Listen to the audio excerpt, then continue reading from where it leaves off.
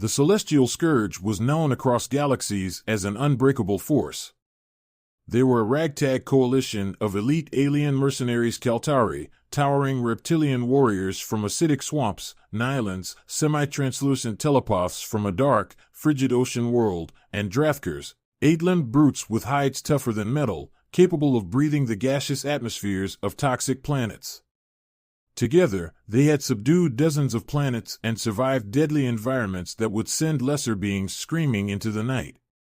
But even the hardened leaders of the Scourge were apprehensive when they received orders to approach a world marked on the Galactic Risk Register as a Deathworld, a rare classification assigned only to planets with ecosystems so lethal that even a single unprotected day could spell death for the unprepared. Earth was labeled Hell 7, a terrifying rank on the Deathworld scale. Despite this ominous classification, the Scourge's client, a mysterious figure with deep pockets and few questions, was offering more than enough for them to take the risk. The mission sounded simple enough: retrieve a live human specimen, a curiosity sought for the client's undisclosed research. The Celestial Scourge's elite squadron, Delta Prime, was dispatched for the task, outfitted with the finest technology, atmosphere-adaptive armor, gravity stabilizers, and weapons that could neutralize most known sentient species without a fuss. However, as they approached the pale blue planet, something unexpected happened. Their ship's sensors glitched wildly, unable to properly scan the planet's surface. The dense electromagnetic fields and unpredictable weather patterns interfered with their tech in a way they hadn't anticipated. Even the data on Earth's climate felt contradictory, some areas freezing and others sweltering, with violent storms capable of ripping apart anything unanchored. In a grudging acknowledgement of the danger, Delta Prime prepared a cautious descent. The ship broke through Earth's atmosphere, shimmering against the pale clouds as it descended towards a dense forest marked as their entry point. Commander Ralthax, a Kaltari veteran with razor-sharp scales and a scarred snout, led the operation. He barked orders to his squad, his voice dripping with impatience as the ship touched down on a small clearing surrounded by towering trees. Their landing was met with an eerie silence. No signs of resistance, no defensive weapons, nothing but the rustle of leaves and distant animal calls. Yet the tension was palpable. The humans, rumored to be cunning and deadly, had to be here somewhere. Ralthax activated his comm link and scanned the area, muttering to himself about primitive planets and unreliable intel. Then, with a sharp crackle, the ship's exterior alarms blared. Before the aliens could react, shadows flitted through the trees, and an eerie calm blanketed the air. Delta Prime soldiers snapped to attention, rifles raised, but in seconds, 3 of them were downdragged into the underbrush by unseen hands. Panic rippled through the squad as they realized they couldn't see their attackers. Their armor and sensors failed to detect any movement. It was as if Earth itself had swallowed their comrades whole. Commander Ralthax, growling, deployed a flare that shot upward, casting an artificial glow over the area. That's when they saw them. Draped in camouflage suits and masks, the Deathworlder special forces moved with ghostly precision, their faces obscured and silent as shadows. The humans advanced from the underbrush, armed with weapons tailored to exploit Earth's peculiar conditions, ranged rifles that functioned without a power source and energy-neutral blades fashioned from Earth's own metals. They were indistinguishable from the terrain around them, blending into the forest with terrifying ease. Spread out. Defensive formation. Ralthax roared, his voice tinged with an edge he hadn't felt in years. The squad adjusted, but the humans anticipated their every move. A Deathworlder soldier known as Wraith made the first direct strike, lunging from the shadows to incapacitate a Draftker soldier in seconds, his blade striking with lethal precision. Each strike was quick and lethal, leaving no room for retaliation. Another Scourge soldier attempted to fire his plasma rifle, but the weapon misfired in Earth's dense atmosphere, leaving him defenseless. The fight escalated as the mercenaries realized their usual tactics were useless here. The dense vegetation absorbed sound, distorting the usual cues they relied on in combat. The air was dense, hard to breathe, Even the gravity felt oppressive, dragging them down with a force unfamiliar to their bodies. For every move they attempted, the Deathworlders had a counter-utilizing guerrilla tactics honed on a planet that tolerated no weakness. Amid the fray, Rolthax's desperation turned into something he hadn't felt in centuries: fear. The humans fought with an intensity and savagery unlike anything he'd encountered, as if every punch, kick, and shot was designed not just to incapacitate but to utterly destroy. Their movements were swift and calculated, blending ruthless efficiency with a natural understanding of their harsh environment. Realizing the skirmish was becoming a massacre, Rolthax issued a retreat, regrouping with the surviving soldiers in a desperate sprint to the ship. But as they bolted for the landing craft, a devastating realization dawned on him. The humans had anticipated this too. Explosives rigged along their escape route detonated, scattering debris and blocking their path. The terrain seemed to close in around them, herding them back toward the very forest that had become their graveyard. As night fell, only a handful of mercenaries remained, huddled in a tight defensive circle, their confidence shattered. The once proud celestial scourge was reduced to a terrified band, clinging to their lives in the middle of an alien forest on a planet they now understood to be as hostile as any enemy. Rolthax, panting and covered in cuts, stared out into the trees, where Wraith and his fellow Deathworlders watched, silent and unblinking. The humans vanished into the darkness as quickly as they'd arrived, leaving only the hollow sound of the forest as their parting gift. For the first time in his long and violent career, Rolthax questioned his mission. Their escape ship, rigged with hidden explosive charges by the humans, lay in smoking ruin. They were stranded, at the mercy of a world that showed none. And thus, the Celestial Scourge learned why alien mercenaries fear Deathworlder's special forces. The remnants of the Celestial Scourge had no choice but to regroup deeper into Earth's uncharted wilderness. With their ship destroyed and long-range communication devices fried by the electromagnetic interference surrounding the planet, Commander Rolthax felt the sharp sting of isolation for the first time in his career. He gathered his remaining soldiers, a fractured handful who still bore the marks of last night's ambush, and set a new plan into motion: push forward, find cover, and attempt to establish contact with their mothership in orbit. Their descent into Earth's dense jungle felt like walking into the belly of a beast. Towering trees with thick, intertwined canopies blocked out the sun, casting the forest floor in a dim green twilight. Vines and dense vegetation snagged on their armor, and the heavy, humid air pressed against them, suffocating their alien lungs. But Rolthax, ever the stoic leader, pushed his troops forward, barking orders to maintain formation. As they trudged deeper into the jungle, he noticed something peculiar. Earth was not like the planets he had conquered before. Here, the jungle seemed to watch them, as if the environment itself were hostile, aware of their foreign presence. Strange, iridescent insects buzzed around them, and alien plants oozed with strange, sticky fluids that clung to their armor. Several soldiers were startled by sudden movements, snakes slithering underfoot or flashes of color as birds took flight overhead, their cries harsh and piercing in the thick silence. "Stay sharp," Rolthax growled, his voice low but firm. But he could see the fear in his soldiers' eyes. These were hardened warriors, elite mercenaries who had faced death countless times, yet something about this place was unsettling them in a way he had never seen before. Hours passed, and the squad's anxiety only grew. They felt eyes upon them but saw nothing, only the shifting leaves and branches that moved in the slightest breeze. It was as if the jungle itself conspired to keep them lost and disoriented. But then, as they reached a small clearing, Rolthax stopped in his tracks. In the center of the clearing stood a small, makeshift camp, abandoned but clearly organized with precision. Half-empty water bottles, small tins of nutrient paste, and a single tattered sleeping bag were scattered around, along with strange devices that looked both primitive and ingeniously engineered. The camp had been hastily deserted, but Rolthax recognized the mark of a military outpost. Deathworlder's special forces had been here. As he signaled his troops to investigate, an unmistakable rustling sound echoed from the surrounding trees.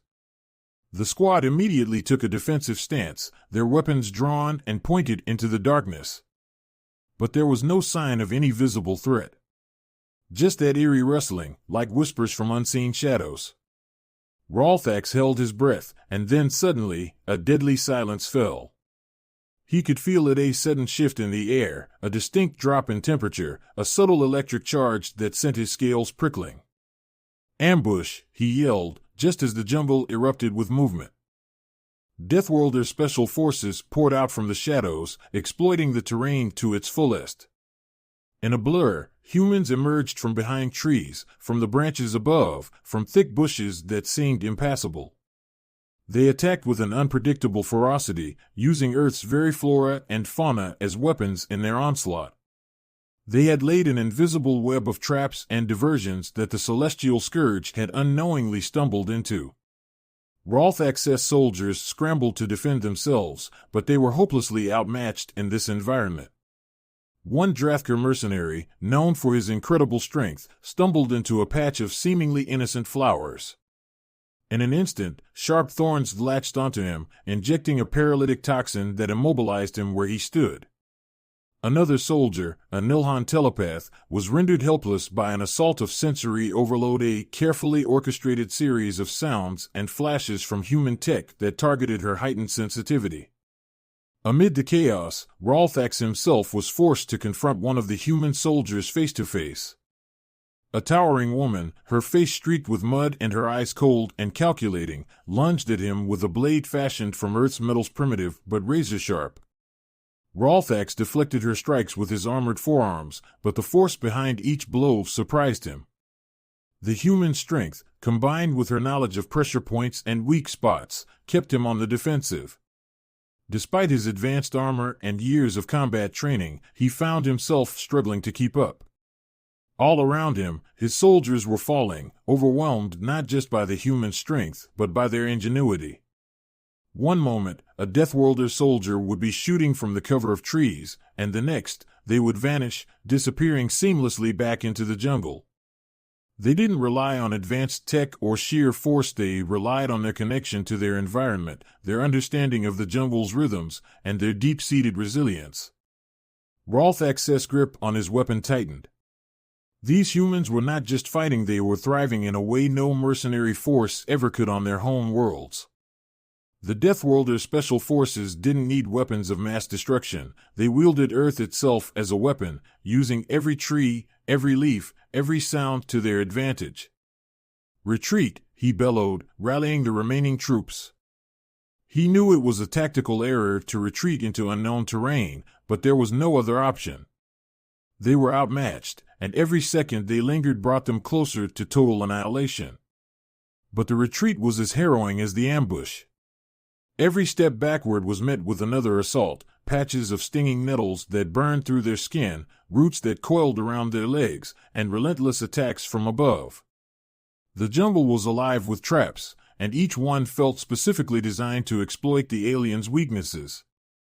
The few surviving members of the Celestial Scourge finally stumbled upon a small river, gasping for air and dripping with sweat. Rolthax, now battered and bruised, scanned the area, hoping the river would serve as a natural barrier. But as he looked out over the rushing water, he saw them again, the Deathworlder's special forces, watching from the opposite bank, their faces partially obscured in shadow, yet their eyes filled with cold, unwavering determination. It was at this moment that Rolthax finally understood the full meaning of the Deathworlder designation. These humans weren't merely inhabitants of a dangerous planet, they were products of it. The jungle, the rivers, the storms, the venomous creatures lurking in the underbrush, all of it was part of their nature, woven into their tactics, their instincts, their very being. With a sinking feeling, Rolthax realized that his men weren't just fighting humans. They were fighting Earth itself. And Earth was not going to let them go easily. The following day, Commander Rolthax awoke to the damp chill of the jungle, his senses alert and his body tense with a lingering dread. The remnants of Delta Prime huddled around him, a battered and bruised force stripped of its former arrogance. Many had injuries from the previous night's ambush, and all wore expressions of shock and fear. None of them had ever faced an enemy that didn't just engage them but seemed to become the very environment around them. Rolthax knew his troops' morale was disintegrating. He had to regain control and find a way to turn the situation around. They had to regroup and rethink their approach if they had any hope of completing their mission. He signaled for Lyrathar, a Nilhan telepath and one of the Scourge's most experienced soldiers, to join him. "Lyrathar," he murmured, his voice low and laced with unease, "we need to understand what we're dealing with. You are tuned to the minds of others. Use your senses to gain some insight into these Deathworlders. We need an edge if we're going to survive." Lyrathar nodded, though her pale face was strained. Her telepathic abilities were a vital asset, honed over countless battles. But on Earth, her powers had felt strangely diminished, disrupted by the cacophony of life around them, the dense array of sounds, movements, and unpredictable rhythms of the jungle. Nevertheless, she closed her eyes, reaching out with her mind, hoping to make contact with the human's thoughts. For a brief moment, she caught a glimpse of their emotions, cold calculation, fierce protectiveness, and surprisingly a sense of amusement. But just as she began to grasp something deeper, her vision splintered, flooded with chaotic images. An overwhelming torrent of primal instincts and memories crashed into her mind, images of battles against predators, of struggling through storms, of days without food or sleep, pushing forward through sheer willpower. The Deathworlders were not driven by fear, as she had expected, but by a deep-rooted understanding of survival. Their minds were forged in the fires of their unforgiving world. Lyrathar staggered back, her hand pressed to her temple, her mind reeling from the intensity of the connection. They are unlike anything we've encountered," she whispered, her voice shaking. "They do not fear us. They see us as just another threat, a part of their world's natural dangers. To them, survival is. It's a way of life." Rolthax's expression darkened. This new understanding of his enemy did nothing to ease his anxiety. If anything, it only deepened his dread. He knew that no amount of advanced weaponry or armor would protect his troops from an enemy who didn't just fight to win, but fought to survive and knew how to turn even the smallest advantage into a weapon. Desperate to shift the tides, Rolthax ordered the squad to prepare for a counterattack, relying on a brutal tactic they'd often used to disorient other alien species: overwhelming psychological warfare. They would strike at night, using energy pulses to amplify fear and confusion in their targets, bombarding them with lights and sounds meant to mimic the chaos of a battlefield. The hope was to unnerve the humans, to make them doubt, to break their morale. As the night fell, Delta Prime moved carefully through the jungle, setting up their equipment and activating sound amplifiers and strobe-like lights. The dense vegetation pulsed with artificial light, casting long shadows that danced across the trees. The silence was soon shattered by the sounds of explosions and eerie, distorted voices broadcast from the speakers, creating a cacophony that reverberated through the forest. The mercenaries smirked to themselves, feeling a spark of satisfaction as their trap sprang to life. But the silence that followed was chilling. Instead of the humans panicking or retreating, the jungle remained still. For a long moment, nothing moved. And then, without warning, the Deathworlder special forces emerged from the shadows, their expressions stoic and unbothered. They moved without hesitation, using hand signals to coordinate silently, their eyes gleaming with an unsettling calm. The humans seemed entirely unfazed by the Scourge's tactics. They dismantled the sound amplifiers one by one, deactivating the equipment with ease. It was as if the humans had been expecting this very move. Rolthax watched, his confidence wavering, as a Deathworlder soldier, a slender figure known as Wraith among his own people, advanced with deadly precision. Wraith held no weapon other than a single, sleek blade that seemed to absorb the surrounding light. He moved with eerie silence, slipping through the darkness like a shadow. In seconds, he had reached one of Rolthax's soldiers, incapacitating him with a quick strike to a weak point in his armor, then disappearing before the other mercenaries could react. Delta Prime, accustomed to enemies who fell apart under psychological pressure, found themselves now in disarray. The humans were dismantling them with tactical precision, using the Scourge's own fear-inducing methods against them. A Draftkar soldier, a hulking brute known for his unshakable resolve, suddenly panicked, firing wildly into the darkness, his heavy breaths echoing in the silence. "Steady yourself!" Rolthax barked, but his voice was drowned out by another ambush. Deathworlder soldiers used the darkness to their advantage, appearing and disappearing, their every movement a calculated strike. Rolthax could see his forces beginning to splinter, each member increasingly paranoid, jumping at shadows, firing at imagined enemies. The jungle closed in around them, feeling less like an arena and more like a predator itself. And then Wraith appeared before Rolthax. The human soldier stood in perfect stillness, his gaze piercing and cold. In a brief, almost mocking gesture, he lifted his blade to his forehead in a salute before disappearing into the trees. Rolthax was left shaken, his own weapon feeling useless in his grip. These Deathworlders weren't merely fighting him, they were dismantling his spirit, breaking him down piece by piece. He realized, in that moment, that they were not facing an ordinary enemy. The humans were an embodiment of Earth itself, manifesting its resilience, its mercilessness, and its terrifying adaptability. "Fall back!"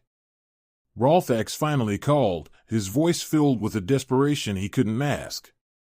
The celestial scourge scattered into the jungle, each member scrambling in different directions, trying to escape the relentless assault. As the last of his troops retreated, Rolthax found himself alone, his breaths coming fast and shallow. For a brief moment, he glimpsed a pair of eyes in the darkness wraith, watching him silently, allowing him to escape, but leaving him with a final, haunting impression. Wraith's gaze was not one of anger or even hatred. It was a look that conveyed a singular truth that Rolthax would never forget. On Earth, survival wasn't just a skill. It was the only rule. In the eerie silence that followed, Rolthax finally understood why the galaxy whispered of these humans in tones of fear and reverence. Deathworlders weren't just fighters, they were the very essence of survival, distilled into flesh and bone. And as he stumbled away, the message was clear. Commander Rolthax and the remaining few members of the Celestial Scourge retreated north, guided only by desperation and the slimmest hope that the Deathworlders would not pursue them into harsher terrain. With limited options, Rolthax ordered a march toward Earth's Arctic tundra, hoping that the humans, though born on a death world, might not be as adaptable to the extreme cold. The Scourge had survived blistering winds and frozen wastelands on distant planets, and he was betting their experience in Arctic conditions might give them the advantage this time. As they neared the icy expanse, a bleak determination set in among the soldiers.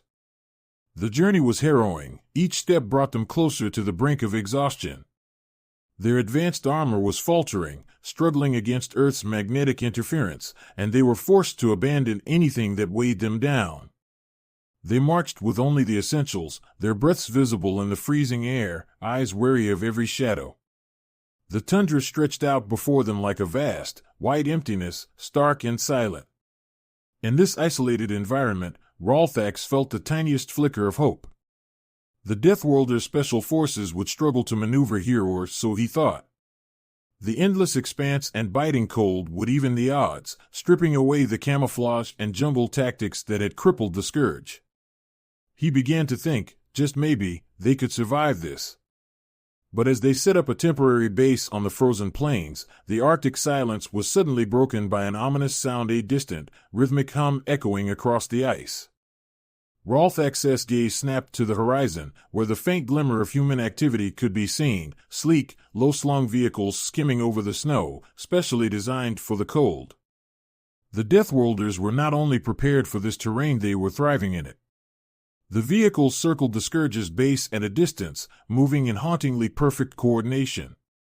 Rolthax ordered his soldiers to hold their fire, recognizing the tactic. The humans were testing them, gauging their reactions, waiting for any sign of weakness.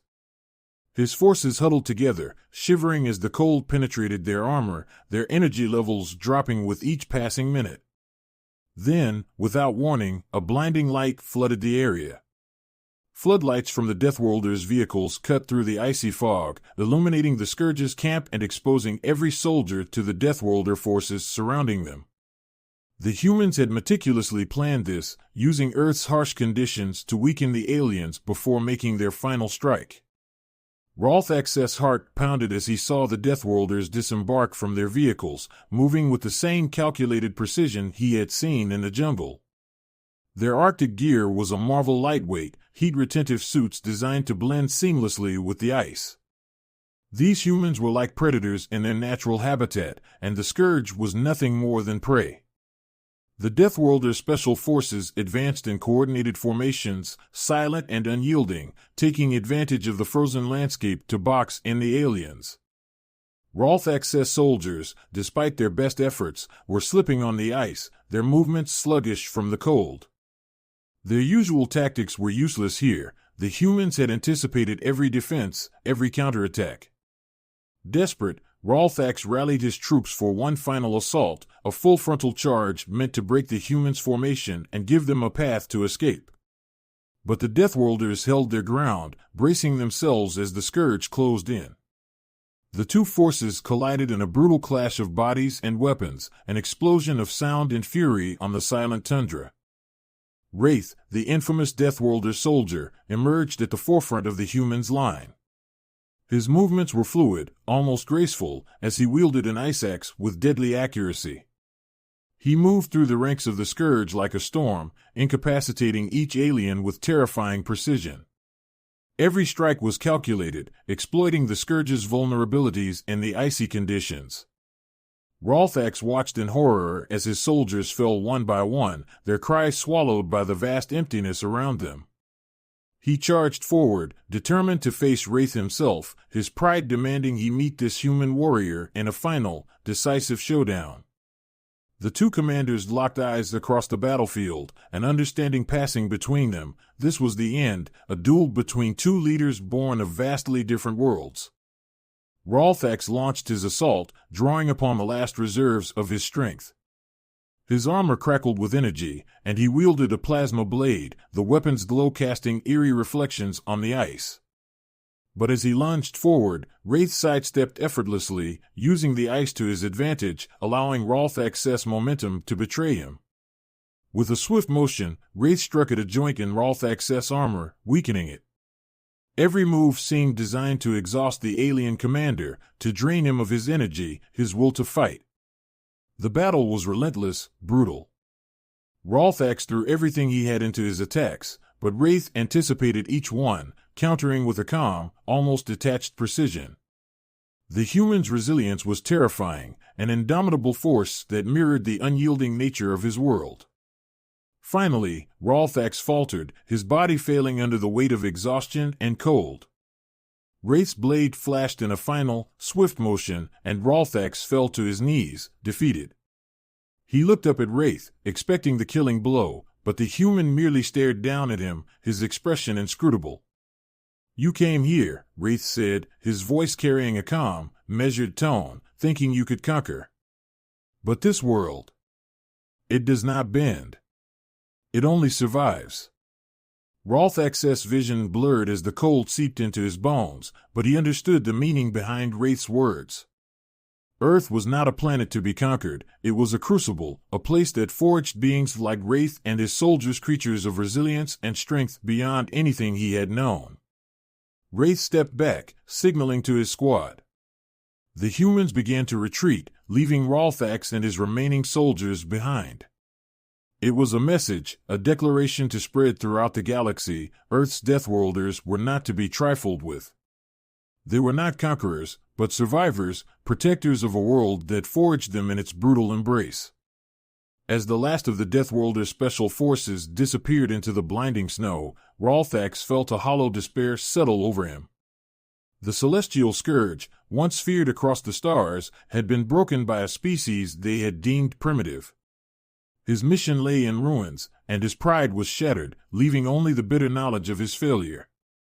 The survivors gathered around him, each one bearing the marks of the battle. With a final, weary glance at the endless tundra, Rolthax issued the retreat. They limped away, humbled and broken, their hope of ever capturing a human all but abandoned. As they disappeared into the Arctic fog, the legend of the Deathworlder Special Forces would grow, carried by the few who survived to tell the tale. Across galaxies, they would speak of the humans, creatures of raw resilience, forged in the crucible of a world that showed no mercy. And from that day on, alien mercenaries and warlords alike would shudder at the thought of crossing paths with the Deathworlders, for they had learned a single, chilling truth. Deathworlder Special Forces were not soldiers. They were the will of Earth itself.